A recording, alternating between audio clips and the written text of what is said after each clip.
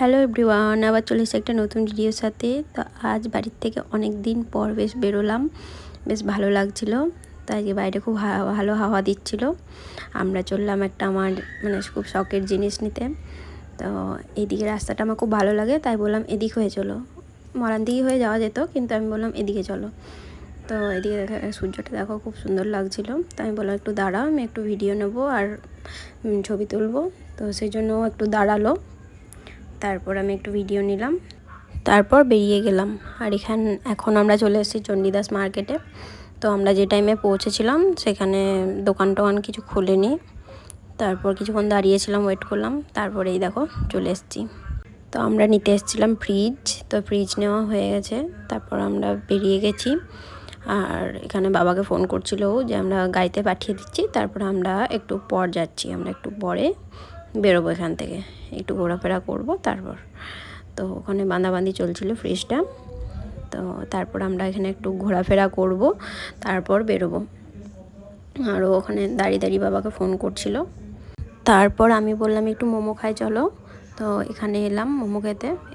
একটু লাল সস দিয়েছিল আর লঙ্কার, আর একটা মেয়োনিজ দিয়েছিল। তো একটু নাটক করছিল, গরম লেগে গেছে, একটু গরম ছিল।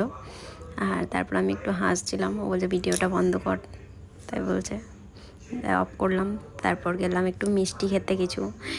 এটা খুব ভালো লাগছিলো, কি নাম জানি না, খুব ভালো লাগছিলো খেতে, ওই জন্য নিলাম। আর তারপর এলাম একটু জল খেতে। খাবার খেলাম কিন্তু জল খাইনি, বললাম একটু জল কেনো। তো জল খেলাম, তারপর বেরিয়ে গেলাম। চলো, এবারে মেয়েটা একা আছে ধরো বাড়িতে। তো একা আছে বলতে বাবার কাছে আছে, তাই আমরা বেরিয়ে গেলাম।